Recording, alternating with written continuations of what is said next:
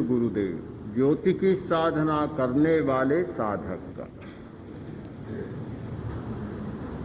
क्रिया और प्रतिक्रिया ये स्वाभाविक है। पैर में कांटा चुभा और हाथ तत्काल कांटा निकालने के लिए पहुंच गया, एक क्रिया हुई। प्रतिक्रिया तत्काल कांटा निकालना। कांटा चुभा, संवेदी तंतुओं के द्वारा सूचना पहुंची मस्तिष्क तक, कर्मवाही तंतुओं को निर्देश मिला, मांसपेशियां सक्रिय हुई और हाथ कांटा निकालने के लिए वहां पहुंच गया। तो क्रिया और प्रतिक्रिया का सिद्धांत स्वाभाविक सिद्धांत है। क्रिया होगी वहां प्रतिक्रिया निश्चित होगी और हम प्रतिक्रिया से बच भी नहीं सकते। किंतु वे प्रतिक्रियाएं जो हमारे हितों का संरक्षण नहीं करती, अहित की ओर ले जाती है, हमारे लक्ष्य की पूर्ति में विघ्न और बाधा उपस्थित करती हैं, हमारी आदतों को विकृत बनाती हैं, उनसे बचना हमारे लिए जरूरी है।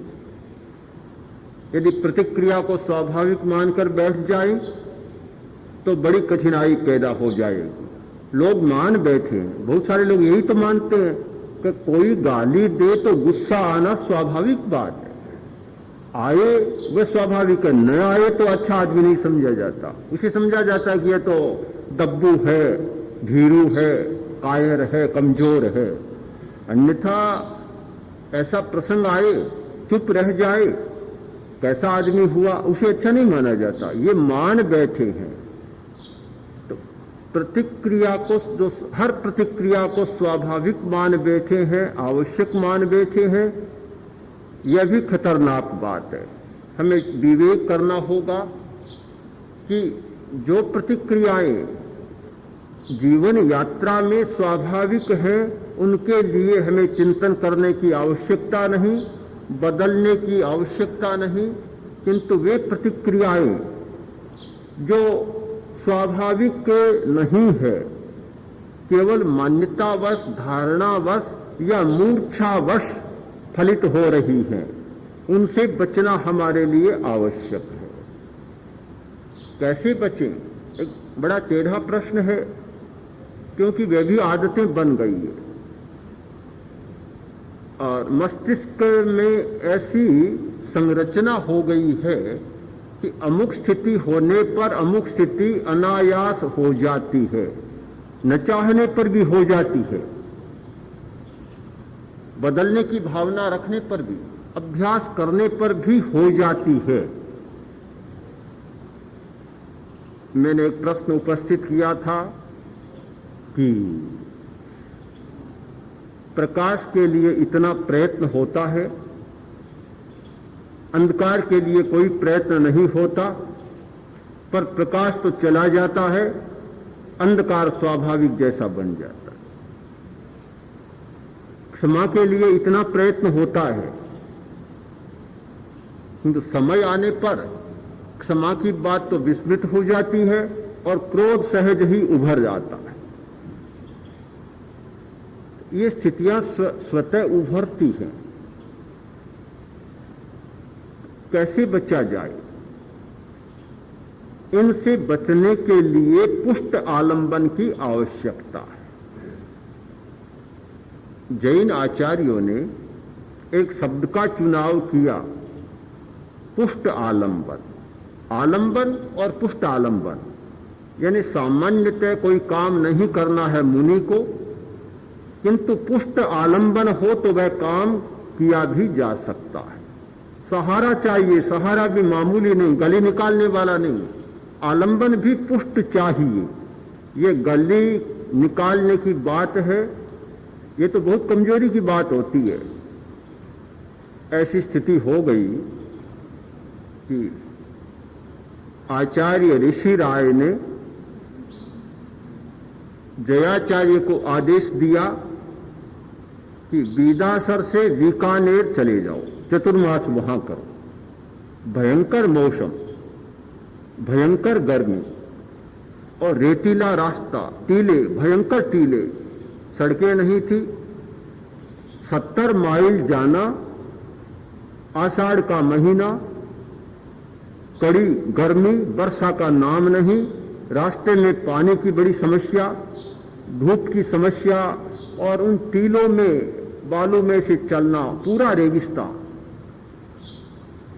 आदेश हो गया, वे बैठे थे मेवाड़ में, और आदेश हो गया कि बीदासर से बिहार कर बीकानेर चले जाओ। साधुओं ने सोचा कि बड़ी समस्या है, कैसे हो। श्रावकों ने सोचा कि बहुत कड़ी बात है, न जाने क्या हो जाए। सचमुच बात भी ऐसी थी, ऐसी बात थी कि प्राणांत तक की स्थिति भी हो सकती है, हो गई। ऐसी स्थिति भी रास्ते में आई। विहार करने के बाद जयाचार्य ने स्वयं लिखा है कि एक दिन तो ऐसी स्थिति आई पहले ही दिन कि जैसे प्राणांत की स्थिति आ। लोगों ने मिलकर कहा कि महाराज, अपना अनुशासन है, आचार्य के आदेश को अस्वीकार तो नहीं किया जा सकता, पर आप कोई गली निकाल लें जिससे आदेश का पालन भी हो जाए और विहार भी न करना पड़े। ऐसी कोई गली निकाल लें। दयाचार्य ने सुना और तत्काल बोले कि गली निकाले कोई गंवार। क्या मैं नौकर हूं? क्या गंवार हो तो गली निकालूं? या तो कोई नौकर निकाले गली जिसमें काम करने का रस नहीं, करना नहीं चाहता, नौकरी पाता इसलिए करना पड़ता है, तो वह सोचता है कि गली निकाले, जितना कम काम करना पड़े उतना ही अच्छा है। या गंवार जिसमें बुद्धि न हो, अक्ल न हो, बिल्कुल मूर्ख हो, वह गली निकालता है। मैं क्यों गली निकालूं? तो गली निकालने वाली बात एक मूर्खता की बात होती है। समझदार आदमी कभी गली नहीं निकालता, वह अपने लक्ष्य के साथ चलता है और लक्ष्य की पूर्ति के लिए चलता है। आलंबन यह गले निकालने के लिए नहीं होना चाहिए। इसीलिए एक शब्द का विशेषण जोड़ा कि आलंबन पुष्ट होना चाहिए, कमजोर आलंबन नहीं। कभी ऐसी स्थिति आ गई, क्या करूं, ये काम कर लिया, ये तो बहुत कमजोर बात हो जाती है। इतना पुष्ट आलंबन दूसरे को भी लगे कि सचमुच ऐसी परिस्थिति थी और परिस्थिति बस ये काम करना अनिवार्य हो गया, करना पड़ा। हमारे सामने भी पुष्ट आलंबन चाहिए। कमजोर आलंबन से इन वृत्तियों को बदला नहीं जा सकता, प्रतिक्रियाओं का रास्ता नहीं बदला जा सकता। पुष्ट आलंबन हो तो प्रतिक्रियाओं से बचा जा सकता है और उनके प्रवाह को मोड़ा भी जा सकता है, बदला भी जा सकता है।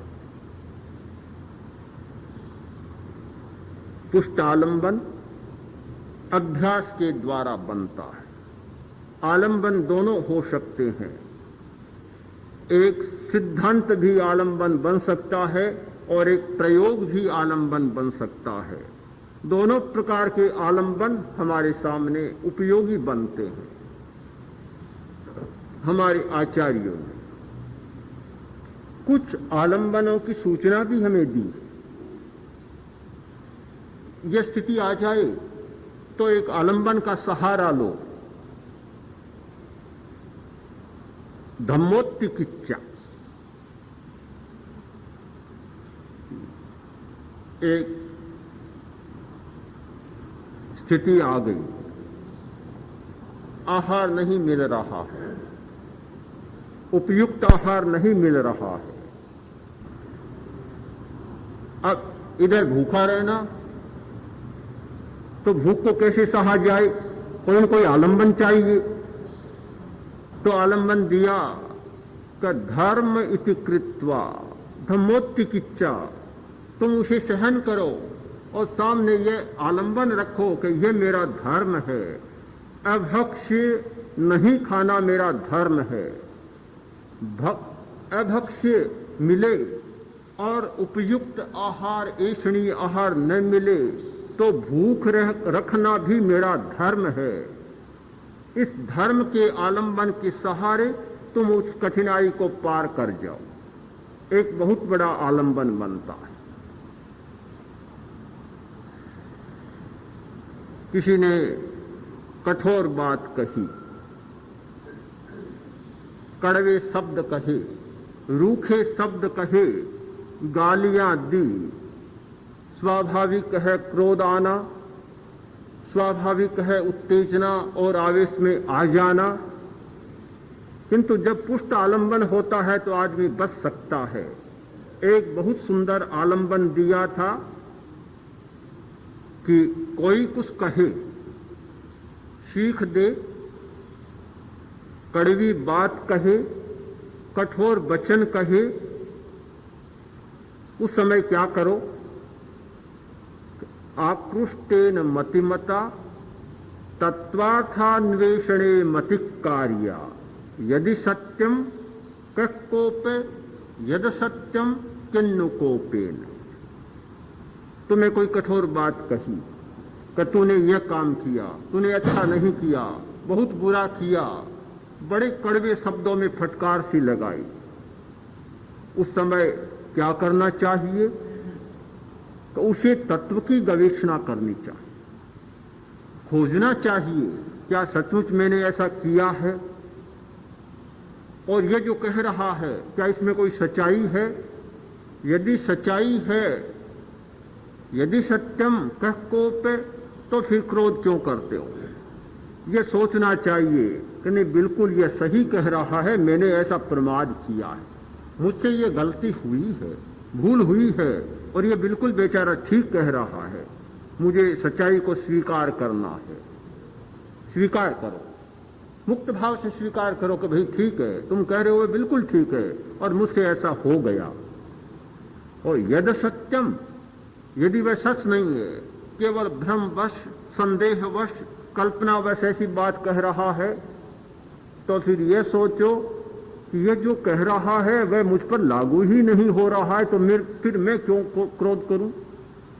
जो बात मुझ पर लागू ही नहीं हो रही है, मुझ पर यह बात आ ही नहीं रही है, किसी पड़ोसी पर जाती है, तो मैं अपने सिर इसको मोल क्यों लूं?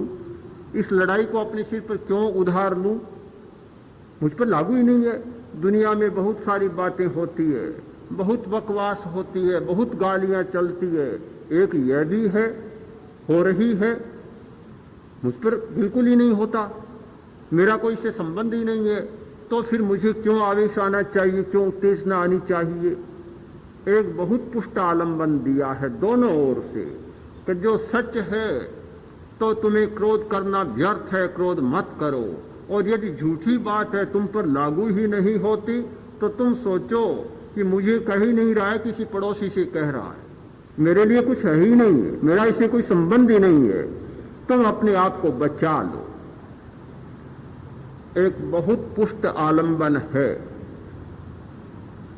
और इस आलंबन का प्रयोग किया जाए, अभ्यास किया जाए, तो ऐसे प्रसंग में जो एक उत्तेजना का प्रसंग है, आवेश का प्रसंग है, आदमी अपने आप को बहुत संतुलित रख सकता है, अपने संतुलन को खोने की उसके सामने कोई परिस्थिति नहीं आती। चर्चा है प्रसंग की। दूसरा प्रसंग हो सकता है कि कोई आदमी निंदा करता है, किसी की निंदा करता है, यह स्वाभाविक है कि प्रशंसा होती है तो मन राजी होता है, निंदा होती है तो मन नाराज होता है। यह एक प्रतिक्रिया है, राजी होना भी प्रतिक्रिया और नाराज होना भी प्रतिक्रिया, और यह मनुष्य का स्वभाव जैसा बन गया। बहुत ऐसा स्वभाव बना है कि कहीं भी प्रशंसा की बात दूर से आ जाए तो मन उत्फुल्ल हो जाएगा, और थोड़ी सी हल्की बात, उतरती बात, निंदा की बात आ जाए तो मन बिल्कुल मुरझा जाएगा, कुम्हला जाएगा। ऐसा कुम्हलाएगा जैसे कभी ये फूल खिला ही न हो। ये तो स्वाभाविक बात हो गई। अब इस स्थिति से कैसे बचा जा सकता है? एक बहुत सुंदर आलंबन दिया गया, जिसे बहुत पुष्ट आलंबन मानता हूं। नन्नस्त बैणा चोरे, नन्नस्त बैणा मुनि।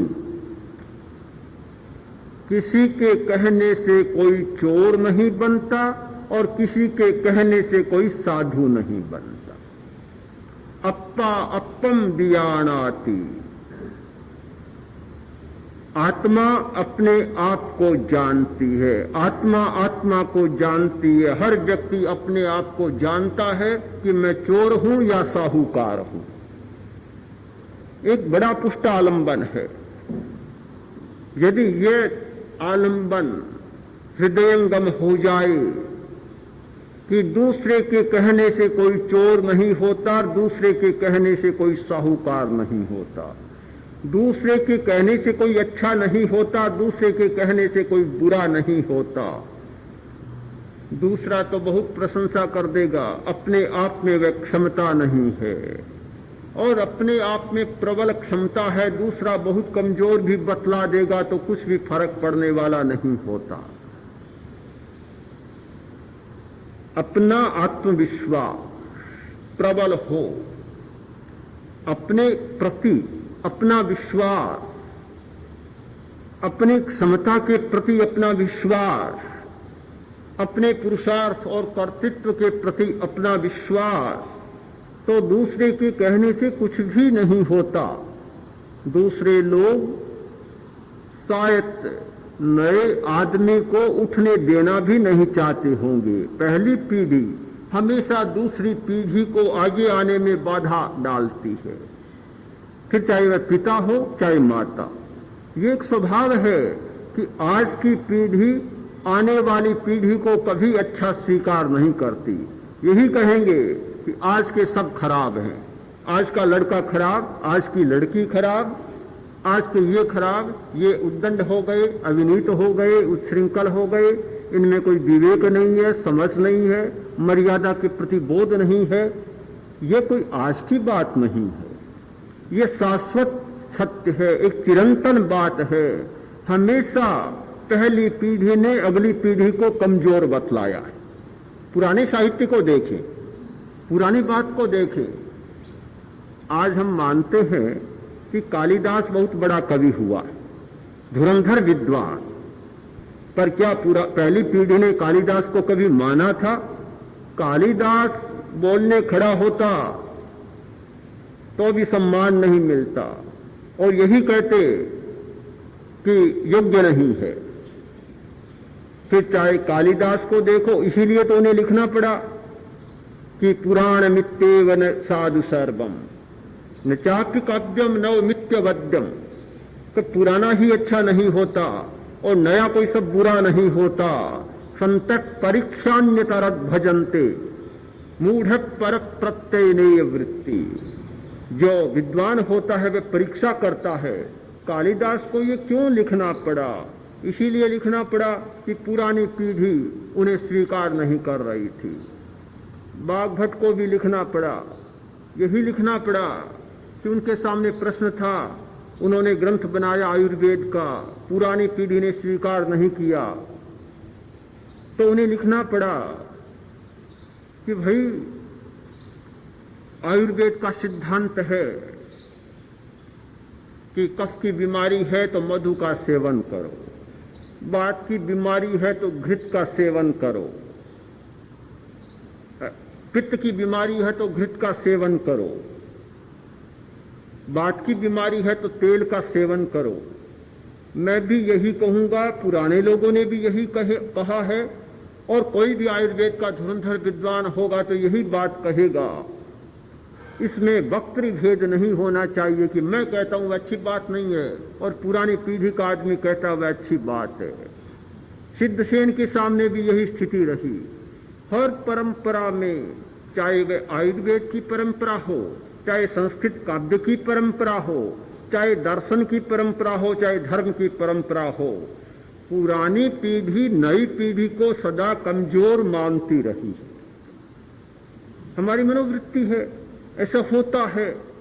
उस स्थिति में अगर दूसरों के मानने के आधार पर और दूसरों के कहने के आधार पर हम चले, तो या तो हीनता का विकास होगा, हीन भावना की ग्रंथि बनेगी, और या कर्तृत्व की शक्ति क्षीण हो जाएगी। उस स्थिति में यह निर्णय करना होता है, अप्पा अप्पम बीजानाति, अपने आप का भरोसा करना, अपने आप का निर्णय करना। हाँ सुनिए, आपका निर्णय करना कि मुझे क्या करना है और मेरा क्या कर्तव्य है। इस निर्णय के आधार पर यह सारी स्थिति बन सकती है। तो एक पुष्ट आलंबन दिया कि किसी के कहने के आधार पर मत चलो। कोई बहुत अच्छा कह दे, अपने आप को बड़ा मत मानो। कोई निंदा करे, उससे अपने आप को हीन मत मानो, हीन मत समझो। बड़ा धोखा होता है, बहुत बड़ी प्रवंचना है। कुछ लोग ऐसे होते हैं, छोटे से आदमी की इतनी प्रशंसा कर देते हैं, तो उस प्रशंसा के आधार पर वह चले तो ऐसा लड़खड़ाएगा और ऐसा गड्ढे में गिरेगा कि कभी उठ ही नहीं पाएगा। कुछ था तो नहीं, प्रशंसा बहुत बड़ी कर दी। ऐसे लोग भी होते हैं, ललचाने वाले, प्रलोभन देने वाले, झुठलाने वाले बहुत लोग होते हैं, बहुत झूठी प्रशंसा कर देते हैं। अब उसमें कुछ अपना तो है नहीं, और प्रशंसा के सहारे फूल गया, कोई बड़ा काम करने चले जाए तो धोखा खा के ही आना पड़ता है। और कभी कभी ऐसा होता है कि बहुत शक्तिशाली आदमी है, किंतु हीनता की बात सामने आती है, बार बार आती है, उसकी शक्ति भी क्षीण होने लग जाती है। कारण उस बात में आ जाता है, अपनी शक्ति का परीक्षण स्वयं को होना चाहिए कि मैं ये काम कर सकता हूं या नहीं कर सकता। अपनी शक्ति का तुलना, अपनी शक्ति का भरोसा और अपने पुरुषार्थ पर विश्वास।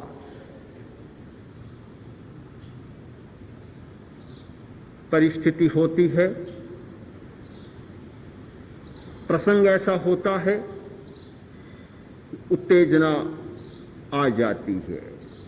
एक व्यक्ति क्रोध कर रहा है, आवेश में आ रहा है, उस समय उत्तेजना आना स्वाभाविक है। एक आलंबन दिया गया कि ये अज्ञानी है, अज्ञानी है, क्रोध कर रहा है। जो बात शांति के साथ सुलझाई जा सकती है, जिस समस्या का समाधान शांत भाव से उपलब्ध किया जा सकता है, उस स्थिति के लिए यह क्रोध कर रहा है, उत्तेजित हो रहा है, अज्ञानी है। तो क्या यह अज्ञानी है? मुझे भी अज्ञानी बनना चाहिए, मैं भी अज्ञानी बनूं। बाल सरीसे अगर यह क्रोध कर रहा है और मैं भी क्रोध के प्रति क्रोध करूंगा, तो यह बचकानापन कर रहा है, मैं भी बचकानापन करूंगा। यह बच्चा बन रहा है तो मैं भी एक बच्चा बन जाऊंगा।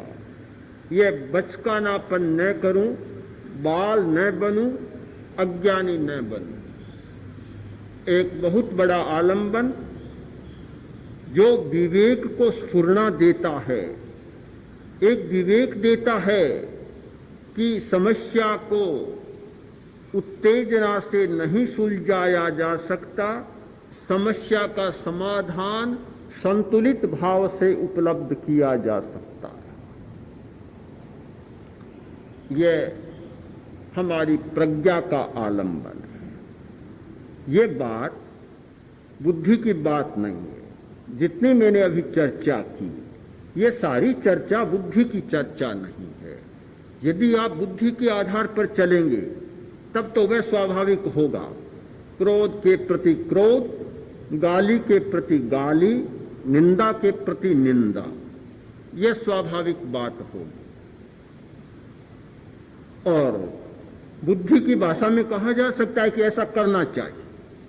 मेरी भाषा नहीं बोल रहा हूं, बुद्धि की भाषा बोल रहा हूं कि ऐसा करना चाहिए, और नहीं करेगा वह बुद्धिमान आदमी नहीं, मूर्ख होगा।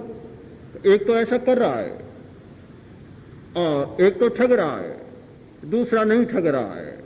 एक तो गाली दे रहा है, दूसरा शांत बैठा है। एक तो क्रोध में आवेश में आकर और ऊपर हावी हो रहा है और दूसरा पीछे खिसक रहा है। तो वह बुद्धिमानी की बात नहीं है। बुद्धिमान आदमी वही होगा कि जो ईंट का प्रयोग करे तो उसके सामने पत्थर का प्रयोग करे, ईंट का जवाब पत्थर से दे। ये बुद्धिमानी की बात है। यदि आप मेरी बात को बुद्धि के स्तर पर लेंगे और बुद्धि के स्तर पर समीक्षा करेंगे तो आपको ऐसा लगेगा कि हमें कोई उल्टी बात बताई जा रही है, गलत बात सिखाई जा रही है, कमजोर बनाया जा रहा है और सामाजिक स्तर पर जीने की एक कठिनाई पैदा की जा रही है। मैं जो बात कर रहा हूं वह प्रज्ञा की बात है, प्रज्ञा की। प्रज्ञा और बुद्धि का स्तर एक नहीं होता। प्रज्ञा हमारी अंतर्दृष्टि होती है, उसका मापदंड भी भिन्न होता है, उसकी कसौटियां भी भिन्न होती है। उसे बौद्धिक मानदंडों, बौद्धिक कसौटियों से कसा नहीं जा सकता, परखा नहीं जा सकता। उसकी तुला भी अलग होती है, उसे बुद्धि की तुला के एक पलड़े में नहीं रखा जा सकता। प्रज्ञा हमारा अंतर्दर्शन है, वह भीतर की ओर झांकता है, बाहर की ओर नहीं देखता। प्रज्ञा हमारे दर्शन केंद्र की साधना है। जैसे जैसे दर्शन केंद्र जागता है, सक्रिय होता है, हमारी प्रज्ञा जागती है, हमारी अंतर्दृष्टि जागती है, हमारा चिंतन बदलता है, हमारा निर्णय बदलता है, हमारा निष्कर्ष बदलता है, हमारी धारणाएं बदलती है, हमारी दुनिया बदल जाती है। दो भाई, सगे भाई साथ थे, समय आया, ऐसा समय आ गया कि भाई भाई को अब अलग होना है। और ये हमारी बहुत पुरानी परंपरा है। हिंदुस्तान में व्यक्तिवादी मनोवृत्ति कुछ ज्यादा रही है, होती तो सब में है, पर यहां कुछ ज्यादा रही है कि साथ में रहना लोग कम जानते हैं, कम जानते हैं। यहां जितने घर के बीच में दीवारें मिलेंगी शायद कम जगह मिलेंगी। बहुत घर ऐसे देखे हैं, एक घर छोटा सा, बीच में दीवार खींच जाती है। बना दो भाई हो गए, दोनों अब स्वतंत्र होना चाहते हैं, अलग होना चाहते हैं, तो दीवार खींचेगी। भाइयों में स्थिति आ गई, अलग होना है। पांति हुई, पांति में और सब चीजों की पांति हो गई, दो अंगूठियां बच गई, एक और हीरे की अंगूठी, दूसरी ओर चांदी की अंगूठी। अब बड़ा भेद था, कहां हीरे की अंगूठी और कहां चांदी की अंगूठी, बड़ा अंतर। अब कैसे किया जाए? अंगूठियों को तोड़ा तो नहीं जा सकता, कैसे करें? तो छोटे भाई ने कहा कि ये मैं रखूंगा हीरे की, बड़े भाई ने कहा मैं रखूंगा। काफी विवाद चला।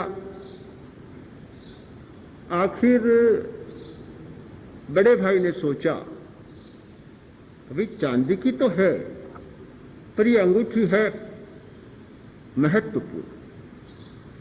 महत्वपूर्ण है। और बड़ा छोटा भाई जिद कर रहा है तो चलो कोई बात नहीं, लो भाई तुम ले लो, ये चांदी की मेरे पास रहने दो। हीरे की अंगूठी मूल्यवान थी, कीमती थी, पर चांदी की उससे कीमती थी, वह प्रज्ञा की अंगूठी थी। उसमें लिखा हुआ था ये भी चले जाएंगे,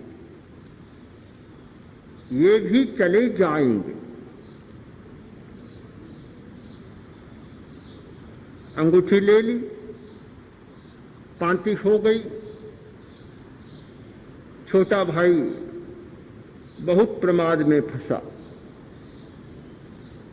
बहुत प्रमाद में फंसा और धन का पूरा उपयोग करने लगा, पूरा वैभव का प्रदर्शन करने लगा। वैभव हो और प्रदर्शन न हो यह कब संभव होता है? लोग यही मानते हैं कि वैभव का अर्थ होता है प्रदर्शन। इतना भद्दा प्रदर्शन भी कभी कभी हो जाता है कि दूसरों में प्रतिक्रिया भी जगा देता है, हिंसा भी उभार देता है, पर प्रदर्शन किए बिना रहा नहीं जाता,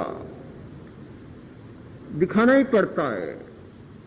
इतना हो गया, चाहे मकान बनाकर दिखाएं, चाहे आभूषण पहनकर दिखाएं और चाहे दहेज देकर दिखाएं, आखिर तो प्रदर्शन तो करना ही पड़ेगा। वैभव की प्रकृति है कि दूसरे को पता न चले कि इसके पास वैभव है, तो फिर वैभव हुआ और नहीं हुआ तो फर्क ही क्या पड़ा। दूसरे को यह भान होना चाहिए कि इसके पास इतना वैभव है। बड़ा वैभव का प्रदर्शन करने लगा। अब बड़े भाई में स्थिति आई कि धन चला गया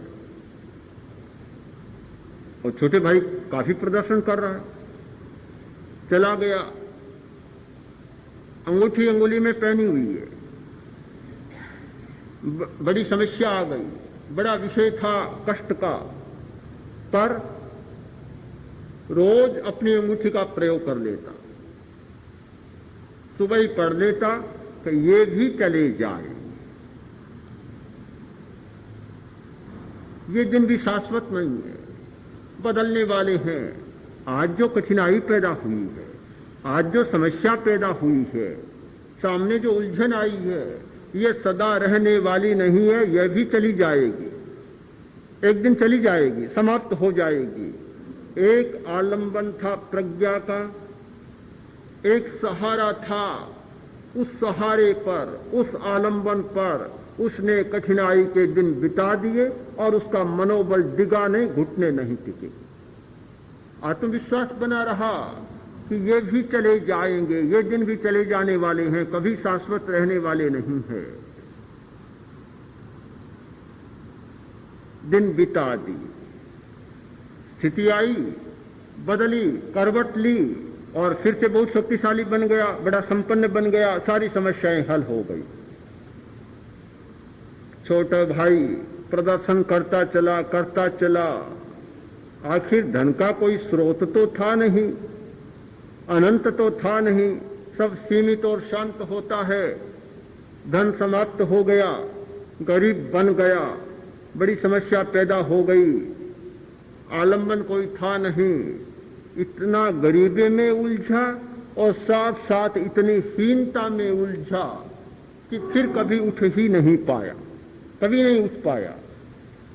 गरीबी दोनों में आई, एक गरीबी से उबर गया और इसलिए उबर गया कि उसका मनोबल क्षीण नहीं हुआ, दूसरा गरीबी में फंसा, उलझ गया, इसलिए उलझ गया कि उसके पास मनोबल को रखने का कोई साधन नहीं था।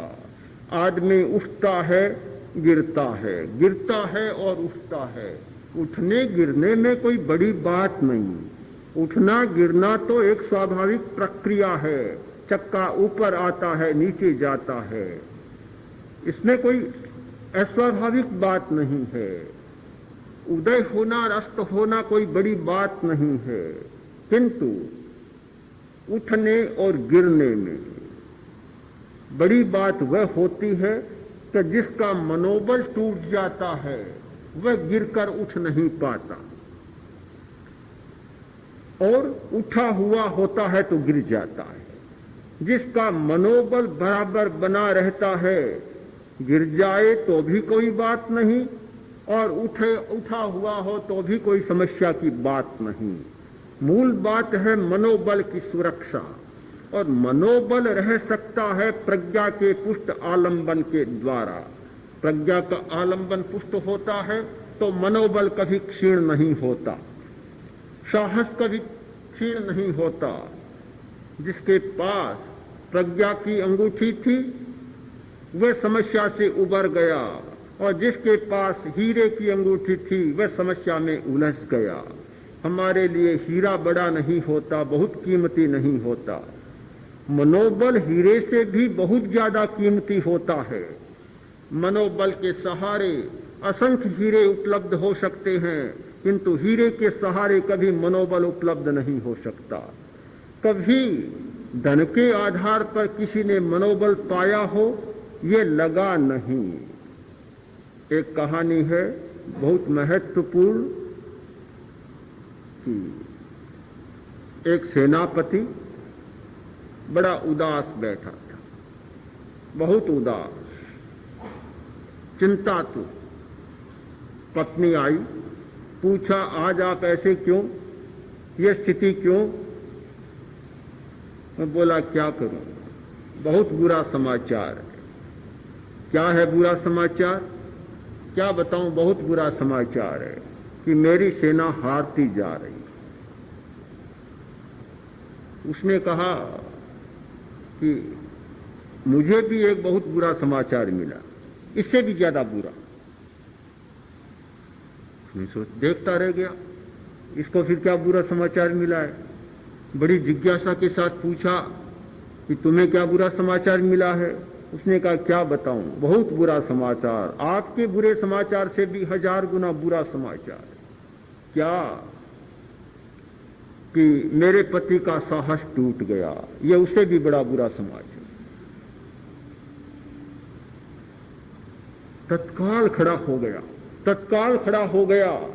एक शब्द ने ऐसी करारी चोट की, निराश बैठा था, उदास बैठा था, तत्काल खड़ा हुआ, युद्ध में गया और इतनी वीरता के साथ लड़ा कि हारती हारती सेना फिर जीतने लगी। सबसे बुरी बात होती है मनोबल का टूट जाना, मनोबल का क्षीण हो जाना, यह सबसे बड़ी बुरी बात है। इसके क्षीण होने पर सारी बुराइयां आ जाती है, और मनोबल होता है तो जो बुराइयां लगती है, खामियां लगती है, कमजोरियां लगती है, बुरे दिन लगते हैं, वे भी अच्छे होने लग जाते हैं। प्रज्ञा का सबसे बड़ा काम होता है मनोबल का विकास। ये ध्यान की प्रक्रिया केवल आंख मूंद कर बैठने की प्रक्रिया नहीं, ये निठल्ला बैठने की प्रक्रिया नहीं है। ये सब काम छोड़कर और आराम करने की प्रक्रिया नहीं है।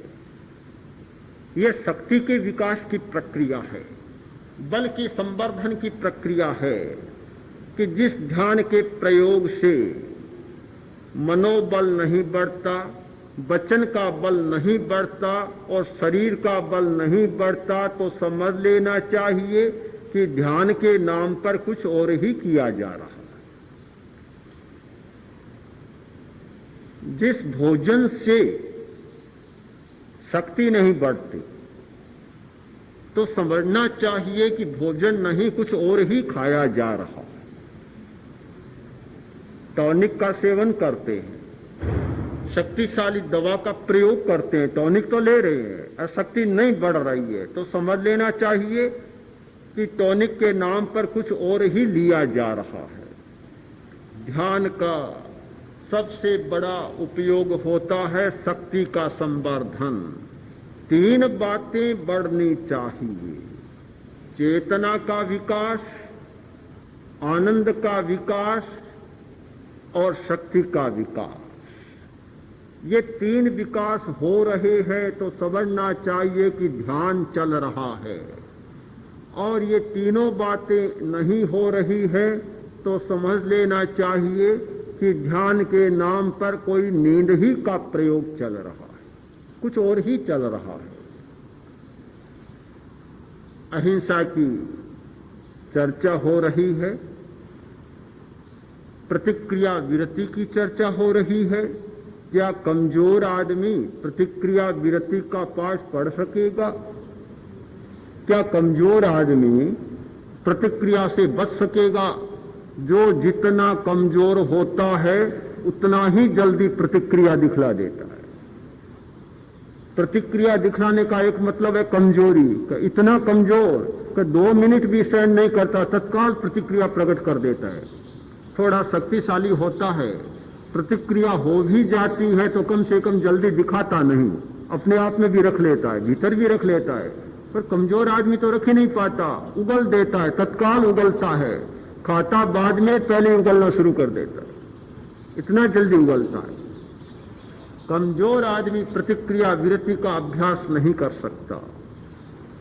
ये बहुत बड़ी बात है कि प्रतिक्रिया से मुक्त होना कम बात नहीं है, बहुत बड़ी साधना है, बहुत बड़ी बात है कि एक पीढ़ियों से, शताब्दियों से रक्त परंपरा, वंश परंपरा से चली आ रही आदत को बदल देना कोई छोटी मोटी बात नहीं है, बहुत बड़ी बात है। आप जो प्रतिक्रिया कर रहे हैं इसमें आपका ही दोष नहीं है, ये तो रक्तगत आपको संस्कार मिला है, अपने पिता से मिला है, अपनी माता से मिला है। एक बच्चा बहुत तेज तर्रार बच्चा था, तो उसकी मां ने कहा कि बच्चा बड़ा शैतानी करता, बड़ा शैतान है, बड़ा गुस्सेल है। मैंने पूछ लिया कि गुस्सा तो तुम्हें भी ज्यादा आता होगा, मुझे तो आता है। तो तुझे आता है तो तेरे लड़के को क्यों नहीं आएगा? तूने ही तो सिखाया है। सिखाया ही नहीं है, रक्त दिया है, रक्तगत संस्कार है। मां देखती रहे, उसने तो शिकायत की थी कि बच्चा ठीक नहीं है। पर बच्चा ठीक नहीं है तो क्यों नहीं है? या माता की खराबी या पिता की खराबी, दोनों ने अपने संस्कार दिए, संस्कार नहीं अपने अवयव दिए। कुछ अवयव माता देती है, कुछ पिता देता है, कुछ संस्कार माता देती है, कुछ पिता देता है। तो बच्चे को बीमारियां भी माता पिता देते हैं, तो डॉक्टर भी पूछता है, आजकल डॉक्टर बहुत पूछते हैं कि ये बीमारी क्या आपके माता की है, पिता की है, दादा की है, परदादा की है, नाना की है, इधर उधर दोनों पीढ़ियों में चले जाते हैं। ये हेरिडिटी की बात, ये वंशानुक्रम की बात हर क्षेत्र में पूछी जाती है। हम लोग भी किसी को दीक्षित करते हैं तो ये देखते हैं कि इसके पीछे वंश परंपरा कैसी है, अपने वंश से क्या क्या विशेषताएं लाई है और क्या क्या महत्वपूर्ण बातें खामियां और लाई हैं। तो वंशानुक्रम विवाह करने वाला भी देखता है कि वंश की परंपरा कैसी है, चाहे शादी करना हो, चाहे दवा देना हो, चाहे दीक्षा देनी हो, वंश परंपरा देखनी होती है। अनुदान मिलता है तो ये अनुदान है माता पिता का, प्रतिक्रिया करना तो आपका ही कोई दोष नहीं है। इस बात को बदल देना, रक्तगत संस्कार को बदल देना, इतनी जटिल आदत को बदल देना कोई कम बात नहीं है। ये तभी बदली जा सकती है जब कोई हमारे सामने पुष्ट आलंबन हो, ऐसा मजबूत सहारा मिल जाए तो आदमी बदल सकता है। और ऐसा सहारा न मिले तो सहारे के बिना कभी बहुत बड़े भवन को खड़ा नहीं किया जा सकता। बहुत बड़ा सहारा चाहिए, बड़े भवन को खड़ा करने के लिए बड़ा सहारा चाहिए। कितना तो लोह चाहिए और कितनी सीमेंट चाहिए। बड़े बड़े मकान खड़े किए जाते हैं, केवल लोह ही लो, लोह ही लो, सीमेंट ही सीमेंट। काफी बड़ा सहारा चाहिए। हमें भी बड़े सहारे की, बड़े आलम्बन की जरूरत है।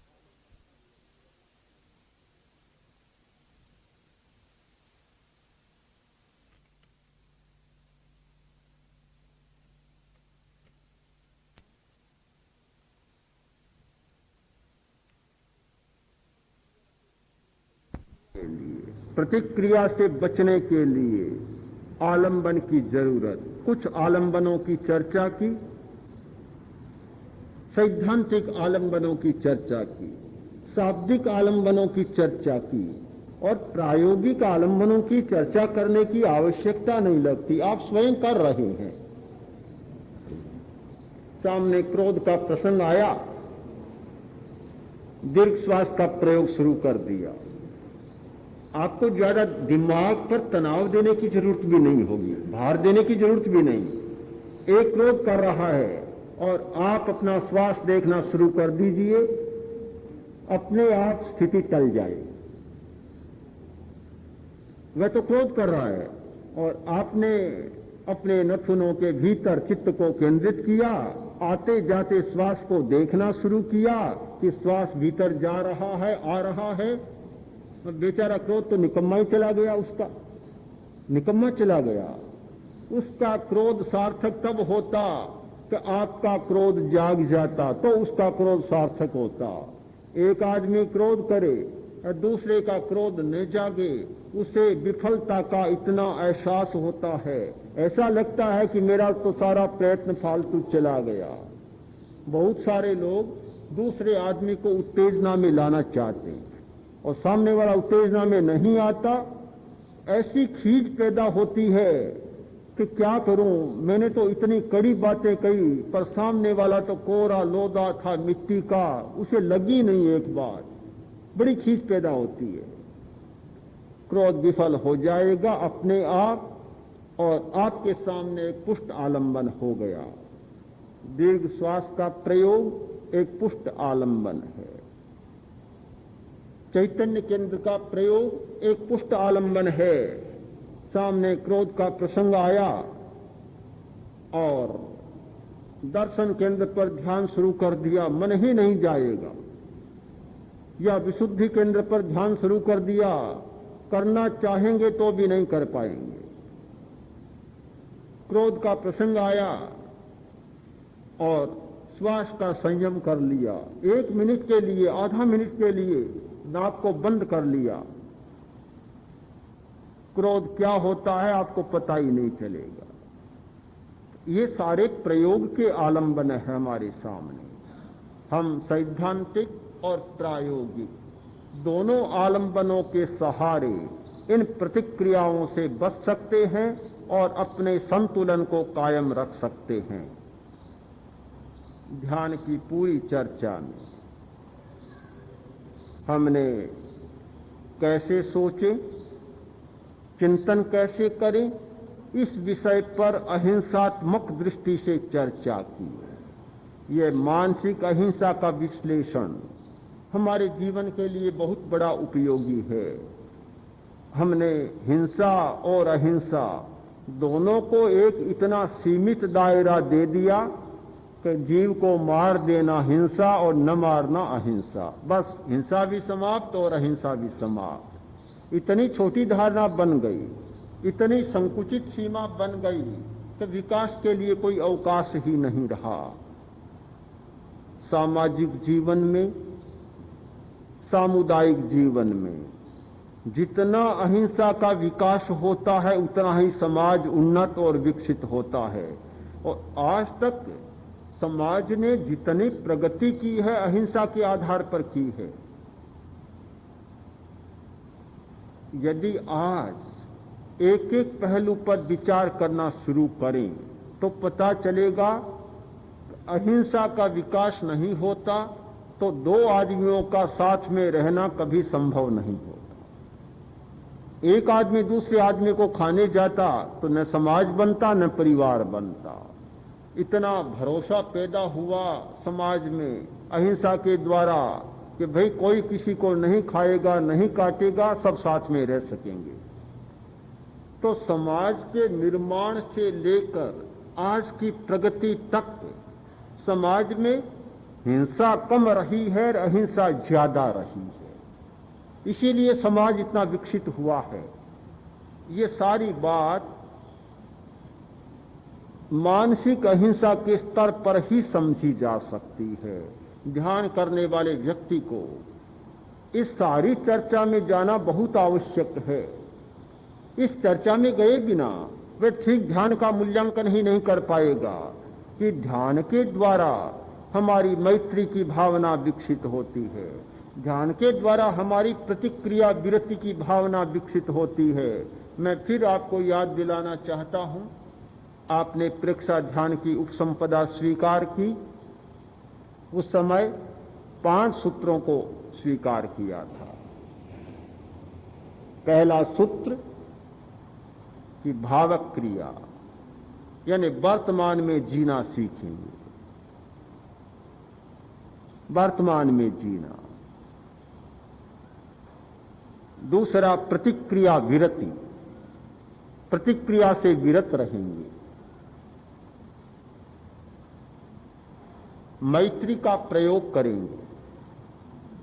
तीसरा, चौथा मिताहार, परिमित आहार का प्रयोग करेंगे।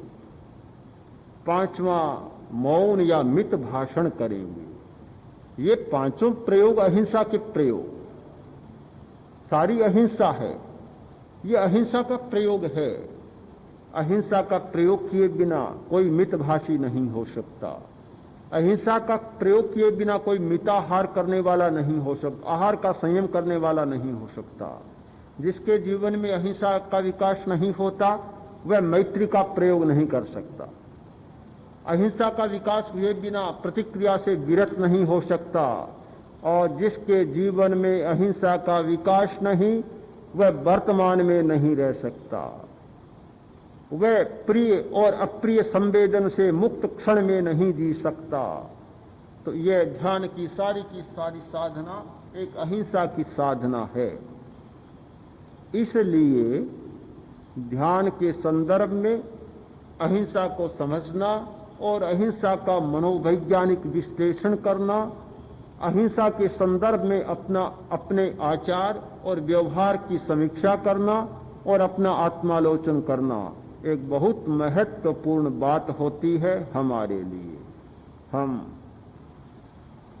फिर इस प्रयोग के प्रति अपनी आस्था प्रकट करें और निरीक्षण करें कि इस प्रेक्षा ध्यान के प्रयोग ने हमारे अहिंसक जीवन को एक चरण और आगे बढ़ाया है और अहिंसा के प्रति हमारी आस्था को एक नया आयाम दिया। शरणं पवज्जामि सिद्धे शरणं पवज्जामि साहू शरणं पवज्जामि केवलिपन्नतं धम्मं अरहन्ते शरणं पवज्जामि सिद्धे शरणं पवज्जामि साहू शरणं केवलिपन्नतं धम्मं शरणं पवज्जामि अरहन्ते शरणं पवज्जामि सिद्धे शरणं पवज्जामि साहू शरणं पवज्जामि केवलिपन्नतं धम्मं शरणं पवज्जामि।